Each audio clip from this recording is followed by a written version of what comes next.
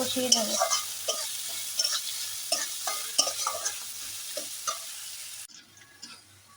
এই যে পেঁয়াজ রসুনটা আমার ভালো করে ভাজা হয়ে গেছে, এবার দিয়ে দেবো টমেটো।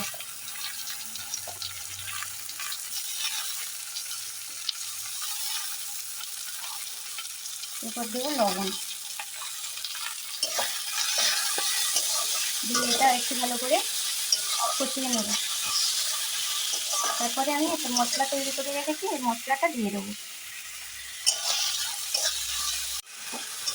এই যে মশলাটা ভালোভাবে কষিয়ে নিয়েছি, এবার ভেজে রাখা আলুগুলো দিয়ে দেবো, দিয়ে আর একটু ভালো করে নাড়িয়ে চাড়িয়ে জল দিয়ে দেবো।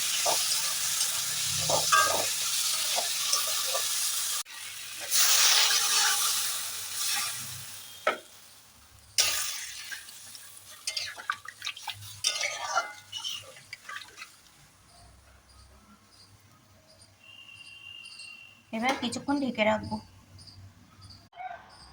এই যে আর আমি এদিকে দই নিয়ে নিয়েছি, বাবুর ভাত দেবো আজকে, একটু বেলা হয়েছে রান্না করতে, তরকারিটা বসিয়ে নিয়েছি, নিয়ে এবার ওকে ভাত দিয়ে দেবো, আর আজকে ও খাবে দই দিয়ে।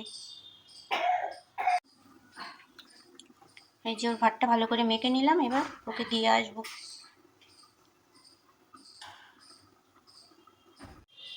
আর এদিকে বাবুও অপেক্ষা করছে খাওয়ার জন্য। ওরে বাবা, ওরে বাবা, কি খুব খুব খিদে পেয়েছে, খুব খিদে পেয়েছে। ও দেবো তো, দেবো তো, দেখুন আমার দিতে দেরি হচ্ছে বলে বকছে কি। এই তো নিয়ে যাচ্ছি তো, চলো চলো চলো।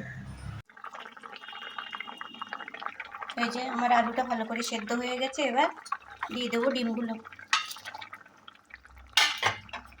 আর দিয়ে দেবো ওপর থেকে কটা কাঁচা চেরা, ওপর থেকে দিয়ে দিলাম কটা চেরা কাঁচা লঙ্কা, আর একটু দেবো চিনি, দিয়ে আর একটুখানি ঢেকে রাখবো।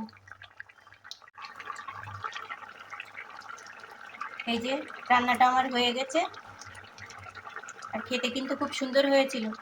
তোমরা যারা খাওনি এভাবে রান্না করে একবার খেয়ে দেখতে পারো, খুব ভালো লাগবে।